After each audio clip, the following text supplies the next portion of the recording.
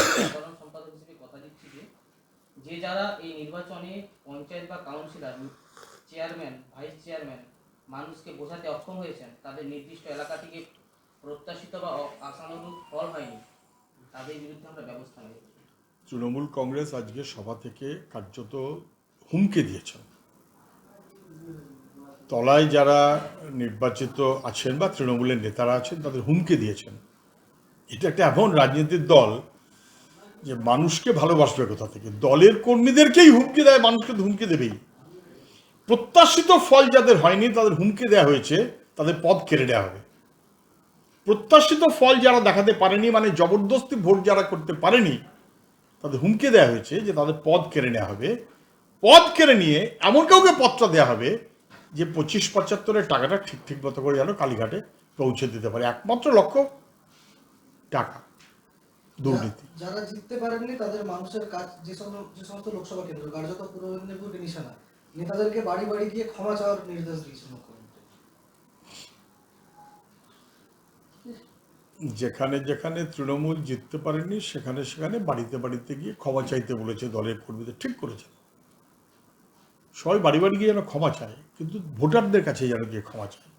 এই হিসেবটা যেন পারলে উনি দিয়ে দেন যে কতজনের বাড়িতে গেল, গলবস্ত্র হয়ে ক্ষমা চাইল। এইটা করতে পারবে না তৃণমূল। দাপট দেখিয়ে বেআইনি পয়সা উপার্জন করাটা যাদের রাজনীতির মূল লক্ষ্য, তারা গলবস্ত্র হয়ে ক্ষমা চাইবে? বরং কে কত বড় দাপট দেখাতে পারে তার জন্য নিজেদের লড়াই করবে। মুখ্যমন্ত্রী বলেছেন, কিন্তু কথা তৃণমূলে মান্য করার মতন কোনো বাস্তবতা নেই।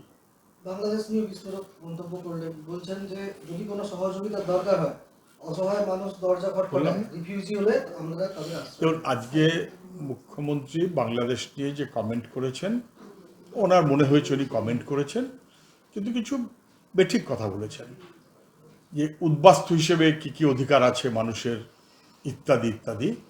ওনার জেনে রাখা উচিত যে ভারত সরকার, উনি যে সরকারের মন্ত্রী ছিলেন, এমনকি কংগ্রেসের সঙ্গেও অথবা বিজেপির সঙ্গেও, তারা কিন্তু United Nations convention on refugee তাতে স্বাক্ষরিত করেনি ভারত সরকার। ফলে ভারত সরকার ওই কনভেনশনের আওতাভুক্ত নয়। কিন্তু এটা ঠিক, উনি না জেনে হয়তো বলেছেন, কিন্তু এটা ঠিক যে মানুষ যখন অসুবিধায় পড়ে তখন সেই মানুষকে পাশে থাকাটা আমাদের কাজ। উনি বলেছেন কেউ যদি খটখট করে আমাদের দরজায় এসে হাজির হয়, তাকে আমাদের সাহায্য করতে হবে, আমাদের তাকে আশ্রয় দিতে হবে। আমার ধারণা এটা ভারত সরকারের কাজ। যাই হোক, উনি মনে করেছেন, উনি বলেছেন, কিন্তু উনি কি তাহলে এটাকে এখন ক্ষমা চাইবেন? যে উনি অযথা বাংলার উদ্বাস্তু মানুষকে অনুপ্রবেশকারী বলে দাগিয়ে দিয়েছিলেন,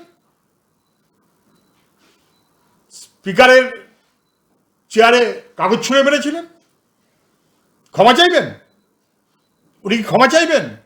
যে 2003 সালে যখন ভারতবর্ষে নাগরিকত্ব আইন হয়, উনি তখন কেন্দ্রীয় সরকারের মন্ত্রী, অটল বিহারী বাজপেয়ী প্রধানমন্ত্রী, তখন উদ্বাস্তুদের বেআইনি অনুপ্রবেশকারী বলে দাগিয়ে দেওয়া হয়েছিল। তখন ওনার মনে পড়ছে না?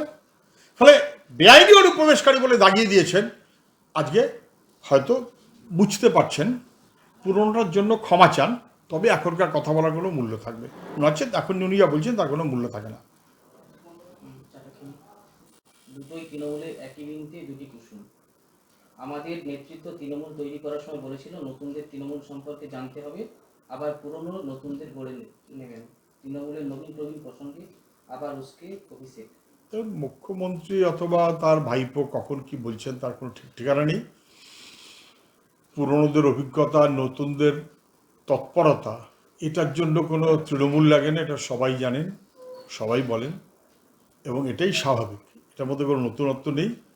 বরং ওদের পারলে দেখা উচিত যে যারা তৃণমূল দলটা তৈরি করেছিলেন, গ্রামে গঞ্জে খুঁজে দেখুন, তৃণমূলের জন্মের সময় যারা তৃণমূল ছিলেন, প্রথম থেকে যারা তৃণমূল, লড়াই করে যারা তৃণমূল করেছেন, রাজনীতির কারণে যারা তৃণমূল করেছেন, এখন তারা কিন্তু আউট। তখন ছিল রাজনীতির তৃণমূল, পুরোনো মানুষরা সেইভাবেই চলেছিলেন। এখন দলে তাদের কোনো গুরুত্ব নেই, এখন লুঠেরাদের গুরুত্ব। বলতে পারতেন যে এখন তৃণমূল এমনভাবে চলছে যে রাজনীতির তৃণমূলকে বাদ দিয়ে লুঠেরা তৃণমূলকে আমরা উৎসাহিত করছি। মমতা বলছেন জ্যোতি বসু ভুল বুঝিয়ে শান্তিপূর্ণ আন্দোলনে গুলি চালিয়েছিলেন। মমতা ব্যানার্জি মাঝে মধ্যে এমন আজে বাজে কথা বলেন যার উত্তর দেওয়া যায় না। গাঁজাখোর যারা তারাও কথা বললে একটা কিছু তার মানে থাকে, সেসব কিছু থাকে না। মুখ্যমন্ত্রী আবার 21শে জুলাইয়ের প্রসঙ্গ এনেছেন। 21শে জুলাই কি শহীদ দিবস, 21শে জুলাই উৎসবের দিবস, বর্ষপূর্তির দিবস? তৃণমূলের কাছে 21শে জুলাই পাগলু ডান্স এবং বর্ষপূর্তির দিবস, শহীদ দিবস নয়। তা থেকেই বোঝা যায় 21শে জুলাই গুলি চালিয়েছিল বলে যার বিরুদ্ধে তৃণমূলের মূল অভিযোগ ছিল তাকে তৃণমূল পরে দলে নিয়ে এসে রাজ্যের মন্ত্রী করেছে, এমপি করেছে। এবং 21শে জুলাই নিয়ে ওরা যা বলেন তা যে সব অসত্য, এটা তৃণমূলের নেতাদের কথাতেই ধরা পড়ে গেছে। এই সোনালী গুহ থেকে শুরু করে সমস্ত নেতাদের কথাতে তা ধরা পড়ে গেছে যে একটা চক্রান্ত ছিল, ধরা পড়ে গেছে। আমি বলছি সব বুঝলাম, 21শে জুলাই নিয়ে কমিশন করেছিলেন, রিপোর্ট কোথায়? সেই রিপোর্ট প্রকাশ করা হয়নি কেন? 21শে জুলাইয়ের রিপোর্টটা সরকার প্রকাশ করেনি, তাহলে তৃণমূল যে অসত্য বলে এটা স্পষ্টত ধরা পড়ে যাবে। এই ভয়ে আজ পর্যন্ত রিপোর্টটা প্রকাশ করেনি। অসত্য এবং অসততায় পরিপূর্ণ তৃণমূল গাঁজাখুরির চাইতেও বেশি। দলকেও কড়া বার্তা দিয়েছেন অভিষেক, পুরসভায় পঞ্চায়েতে যারা দায়িত্বে আছেন কর্মীদের কথা ভাবতে হবে, নিজের কথা ভাবলে চলবে না। আজকে 21শে জুলাইয়ের মঞ্চ থেকে যেভাবে তৃণমূলের নেতারা আবারও বলেছেন যে দলের কথা ভাবতে হবে, সিট জিততে হবে, না জিতলে এসব তলায় পৌরসভা যা আছে জেতা, তাদের বিরুদ্ধে শাস্তিমূলক ব্যবস্থা নেওয়া হবে। অর্থাৎ জেতাটাই একমাত্র কাজ, আর কিছু কাজ না। জিততে পারলে পাস, না জিততে পারলে আউট। আর আউট মানে কি? আউট মানে টাকার সোর্স কমে যাবে। তৃণমূলের ক্যান্ডিডেট করা হয় টাকার বিনিময়ে, টাকা উপার্জন করার জন্য, সেটাকে বন্ধ করে দেওয়া হবে যদি পরপর নির্বাচনে না জিততে পারে। এই কথাটা বলার মধ্য দিয়ে তৃণমূলের কর্মীদেরকে ওপরের নেতারা চাপ দিয়ে বলছে জনসেবাটা কাজ না, যেভাবেই হোক ভোট জিততে হবে। লুট করে যেত আর যেভাবেই যেত, তার প্রতিফলন দেখতে পাচ্ছেন তো। ডায়মন্ড হারবারে বুথের পর বুথ তৃণমূল ছাড়া কেউ ভোট পায় না, বুথের পর বুথ। তার মানে ভোট হয় না। ফলে ভোট না করে জোর করে জিতিয়ে আনতে পারাটা হচ্ছে তৃণমূলের লক্ষ্য। তৃণমূলের নেতাদের এই মনোভাব, ওরাও এই লুট দাপটগিরি করতে চায়, তলার বাহিনীকে সে একই কথা শেখাচ্ছে। কিন্তু মানুষ তো সব বেশি দিন মানে না, সবাই জানেন। খুব ভালো করেছেন, ভাইপো নাকি ডায়মন্ড হারবারের প্রতি কৃতজ্ঞতা প্রকাশ করেছেন। 7 লক্ষ না 8 লক্ষ ভোটে জিতেছেন। আর একটু বেশি ভোটে জিতলে পারতেন, ওর চেয়েও বেশি ভোটে জেতা এদেশে আছে, ফলে রেকর্ড করতে পারলেন না। মানুষের প্রতি এত কৃতজ্ঞ যে উনি ভোটটা শেষ হওয়ার সঙ্গে সঙ্গে চলে গেছিলেন, বোধহয় কালকে না পরশু কবে একটা এসেছেন। ওখানকার মানুষকে খালি বার্তা দিয়ে যাচ্ছেন যে ভাই বিরোধী শূন্য ডায়মন্ড হারবার চাই। আর তাই হচ্ছে। পুলিশ বাহিনী, সরকার, দাপটওয়ালা, লুঠেরা, এই সব মিলিয়ে তৃণমূলের দাপট ডায়মন্ড হারবারের মডেল। আমরা বিত্তমান চাই না, বিবেকবান চাই। পয়সা এসে চলে যাবে কিন্তু আসল কোশ্চেন তোরা করলি না, কিন্তু সেবার কোনো বিকল্প নেই। সব এমএলএ এমপি নেতাদের বলছি যে কোনো অভিযোগ না পাই, অভিযোগ পেলে উপযুক্ত ব্যবস্থা নেব। যা আছে ঘরে তাই খেয়ে বেঁচে থাকুন, তাহলে কেউ আপনার সরাতে পারবে না। মুখ্যমন্ত্রী আজকে সভায় বলেছেন বিত্তবান চাই না, বিবেকবান চাই। কেউ প্রশ্ন করতেই পারতেন যে আপনার বাঁয়ে ডাইনে যারা বসে আছে তারা অত্যন্ত বিবেকবান, আজকে যা বলেন কালকে উল্টো কথা বলেন। তৃণমূলের স্বার্থে যে কথাটা বলেন ঠিক উল্টো কথাটা বলেন যখন তৃণমূলের সেটা সুবিধা হয় না। খণ্ডিত বিবেক। উনি খণ্ডিত বিবেক চাইতে পারেন, বিবেকবান চান না। উনি বিত্তশালী চান না, বিত্তবান চান না। কেউ যদি প্রশ্ন করতো যে কালীঘাটের 35টা প্লট, এটা কি বিত্তবানের প্রসঙ্গ নাকি এটা বিত্তহীনতার প্রসঙ্গ, কি উত্তর দিতেন? পালিয়ে যেতে হতো। কালীঘাটের 35টা প্লট এমনি এমনি হয়নি। বিত্ত, বেআইনি সম্পদ, ক্ষমতা, দখলদারি, এইটা না হলে তৃণমূল বলে কিছু থাকে না। মমতা বন্দ্যোপাধ্যায়ের সভা, সেখানে দেখা গেল অখিলেশ যাদবকে আসতে, আর সেখানে মুখ্যমন্ত্রীর বক্তব্য যে আমরা 3টে দলের সাথে লড়াই করে জিতেছি। কি বলবেন? মুখ্যমন্ত্রী 21শে জুলাইয়ের মঞ্চে প্রত্যেকবার বক্তৃতা করেন, যা নিজের মনে পড়ে তাই অনুযায়ী বলেন, তার কোনো স্থিরতা থাকে না। কি বক্তৃতা করেছে তার কি মানে হয় সেটা উনি বলতে পারবেন। সভাতে উনি ডেকেছিলেন সমাজবাদী পার্টির অখিলেশ যাদব এসেছিল, তাকে দিয়ে উনি বলিয়েছেন, তার প্রশংসা করেছেন। সে ওনার মনে হয়েছে ওনার দলের মিটিং উনি যা করেছেন এ নিয়ে আমাদের কোনো কথা বলার কিছু নেই। উনি বলেছেন যে বিজেপিকে, সিপিএমকে, কংগ্রেসকে হারিয়ে উনি জিতেছেন। এটার মধ্যে কোনো কথা হয় নাকি? কোনো একটা আসনে একজন হোক আর 5 জন হোক আর 7 জন হোক আর 20 জন হোক, যতজনই দাঁড়াক, একজন জিতলে বাকিরা হারবে। তৃণমূল যেখানে জিতেছে সেখানে বাকিরা হেরেছে। সে কোথাও বিজেপি হতে পারে, সিপিএম হতে পারে, কংগ্রেস হতে পারে ইত্যাদি। আবার যেখানে কংগ্রেস জিতেছে সেখানে তৃণমূলও হেরেছে, আবার যেখানে বিজেপি জিতেছে সেখানে তৃণমূলও হেরেছে, কংগ্রেসও হেরেছে। এর মধ্যে নতুন কথা উনি কি বললেন? মমতা বলছেন যে সমাজবাদী পার্টিকে অভিনন্দন, উত্তরপ্রদেশে যা ফল করেছে তাতে বিজেপি সরে যাওয়া উচিত, ওরা নির্লজ্জ। দেখুন, ভারতবর্ষের এই লোকসভা ভোটটা খুবই তাৎপর্যপূর্ণ। ইন্ডিয়া অ্যাজ ব্লক তারা বিজেপির বিরুদ্ধে সবাইকে একজোট করার আহ্বান দিয়েছিলেন। তার সামনে জাতীয় দল হিসেবে কংগ্রেস, সিপিআইএম ইত্যাদি ছিল, কিন্তু বাকি রাজ্যভিত্তিক দলগুলো অনেকেই তার মধ্যে ছিলেন। মমতা ব্যানার্জির মতন দল কখনো থেকেছেন, কখনো থাকেননি, কখন কোনটা করলে কি ভালো হবে অস্পষ্টতা নিয়ে থেকেছেন। কিন্তু বাকি আঞ্চলিক দলগুলো তো তা না। ডিএমকে হোক, সমাজবাদী পার্টি হোক, তারা কনসিস্টেন্টলি ইন্ডিয়া ব্লকের সঙ্গে ছিলেন। এবং উত্তরপ্রদেশের নির্বাচনে বিশেষ করে বিজেপির যেভাবে আসন সংখ্যা কমেছে, অখিলেশ যাদব, কংগ্রেস সহ সমাজবাদী পার্টি ইত্যাদি সব মিলিয়ে একসাথে যেভাবে দাঁড়িয়েছেন, আমরা সেখানে আমাদের দিক থেকে সেই মনোভাবই নিয়েছি যাতে ইন্ডিয়া ব্লক জেতে। সেটা খুবই ভালো হয়েছে এবং সেটা উত্তরপ্রদেশের না, গোটা দেশের নির্বাচনের জন্যই গুরুত্বপূর্ণ হয়েছে। মালদা নিয়ে বলছেন যে মালদার লোক কেন ভুল বুঝলেন আমি জানি না, আমি ভুল বুঝেছি। মালদার আম এবং আমসত্ত্ব 2026 পাবো। মুখ্যমন্ত্রী হঠাৎ মালদা মানে কি আমার আমসত্ত্ব? হাস্যকর, মুখ্যমন্ত্রী হাস্যকর। মালদা মানে মালদার মানুষ, মালদার লড়াই নানাবিধ। এবং সেখানে যেহেতু তৃণমূল জেতেনি, অতএব পরের বার আম এবং তার সঙ্গে ফ্রি আমসত্ত্ব উনি পেতে চান। অনেকবার বলেছেন, লাভ হয়নি, গতবারও লাভ হয়নি। এটা তো নয় যে এবছর ওরা পারলেন না, গতবারও পারেননি। নতুন কথা কি আছে? গতবারও মালদায় 2019 সালের নির্বাচনে তৃণমূল কংগ্রেস তো জেতেনি। ফলে মালদার মানুষ তারা দায়িত্ব পালন করেছে, গোটা রাজ্যের বিভিন্ন জায়গার মানুষ বিভিন্নভাবে দায়িত্ব পালন করেছে। কোথাও তৃণমূল হেরেছে, কোথাও তৃণমূল জিতেছে। মালদায় তৃণমূল হেরেছে, অতএব সেটার জন্য মালদার মানুষকে আম আর আমসত্ত্ব বলে দাগিয়ে দেওয়াটা এটা কোনো কাজের কথা না। আমার কাছে 10 লক্ষ চাকরি পাবি আছে, বিজেপি, সিপিএম, কংগ্রেস আদালতে গিয়ে চাকরি আটকেছে, কারো চাকরি আমরা সুপ্রিম কোর্টে লড়াই করছি। মুখ্যমন্ত্রী প্রতিদিন অসত্য বলেন, যে কোনো একটা ভাষণ দেওয়ার সুযোগ অসত্য বলেন। 10 লক্ষ চাকরি নাকি ওর কাছে রেডি আছে।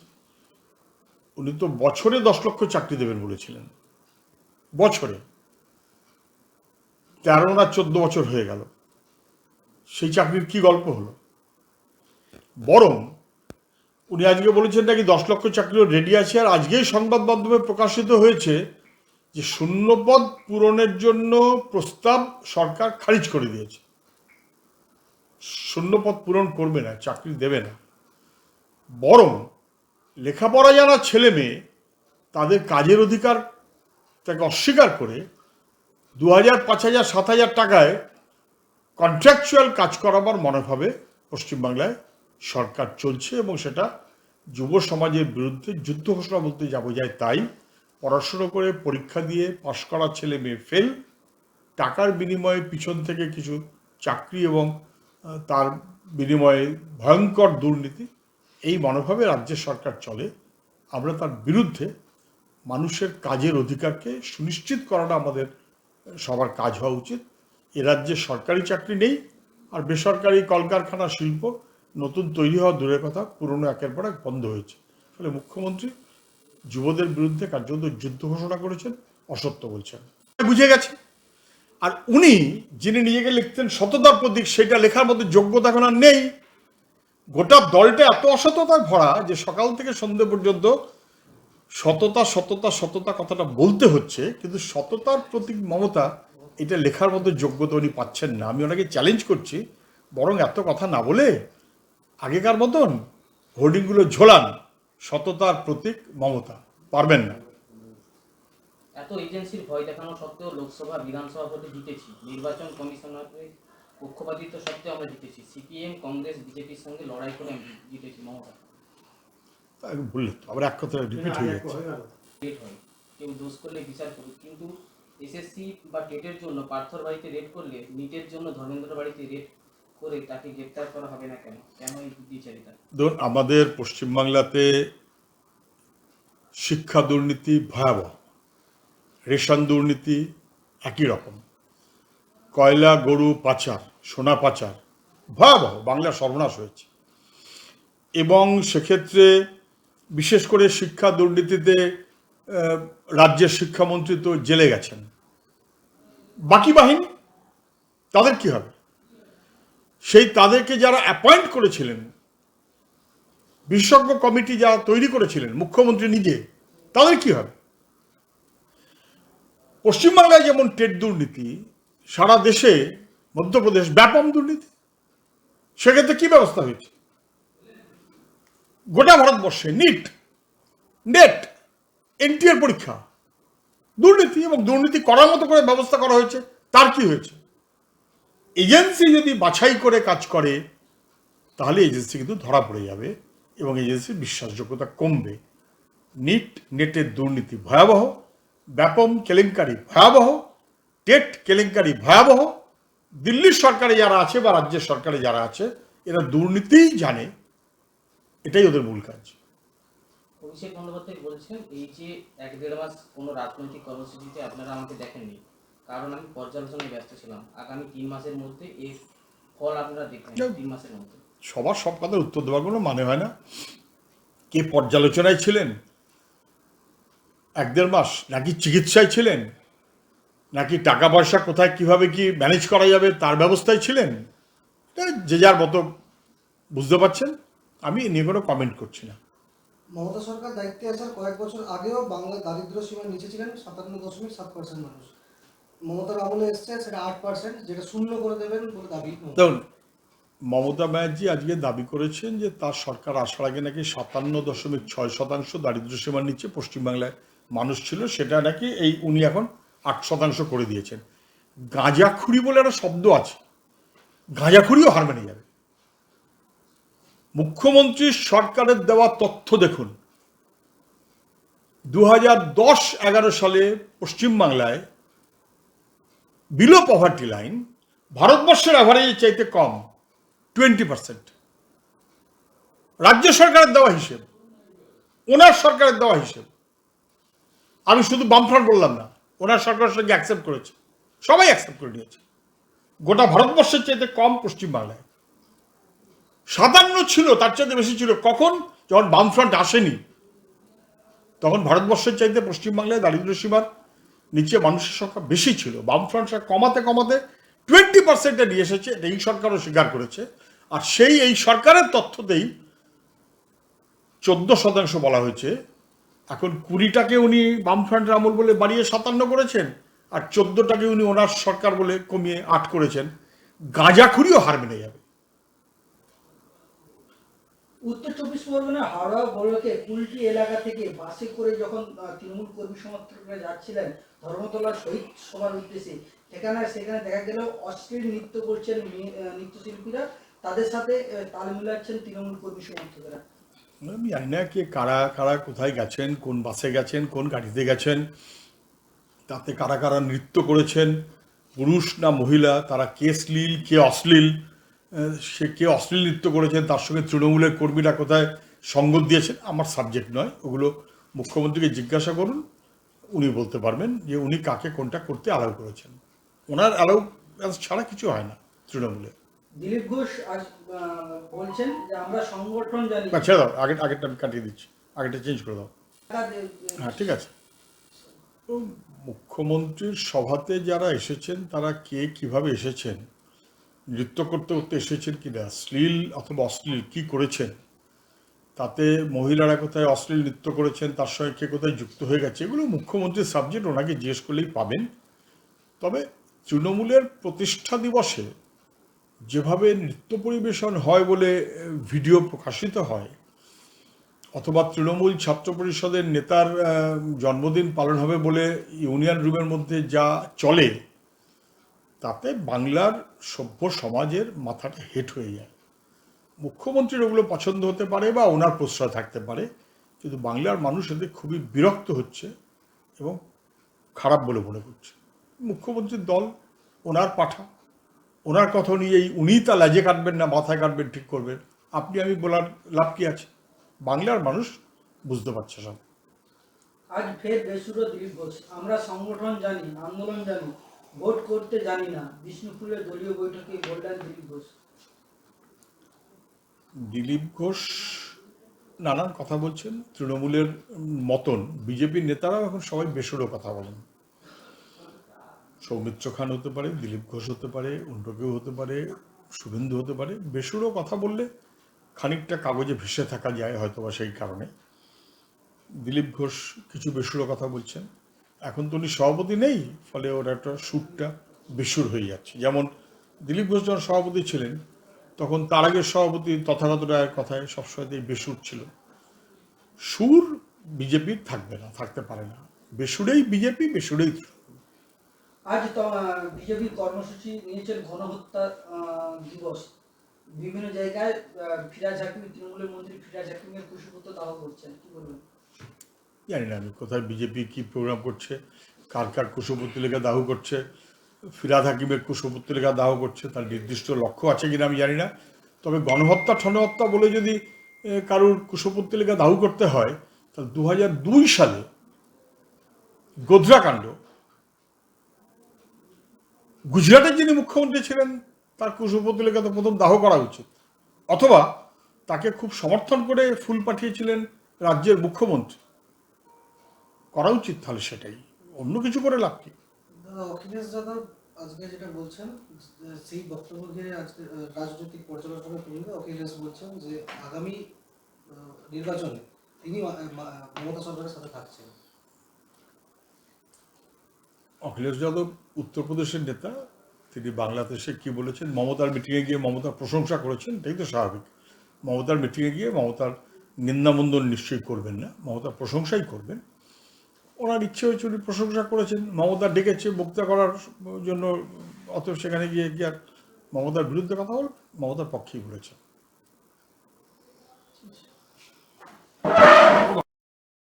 সুলভের সঠিক চিকিৎসার একমাত্র প্রতিষ্ঠান বিবেকানন্দ হসপিটাল। 24 ঘন্টা emergency service, blood bank, trauma care. আপনাদের সেবায় আমরা তৎপর। গুণমান ও পরিষেবায় দুর্গাপুর বিধাননগরের ডক্টর জাকির হোসেন এভিনিউর বিবেকানন্দ হসপিটাল শিল্পাঞ্চলের মানুষের মন জয় করেছে।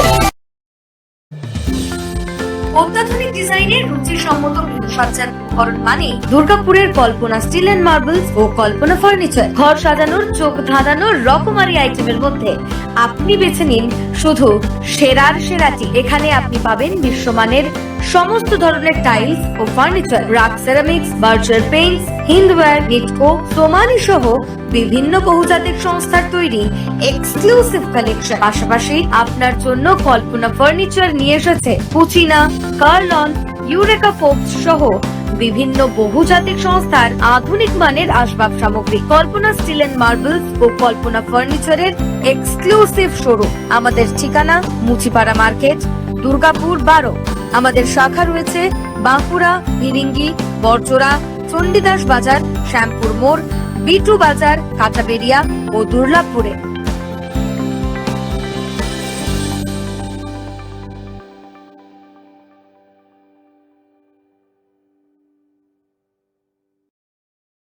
সবার আগে খবরের আপডেট পাওয়ার জন্য সাবস্ক্রাইব করুন আমাদের ইউটিউব চ্যানেল এবং ক্লিক করুন বেল নোটিফিকেশন আইকনে।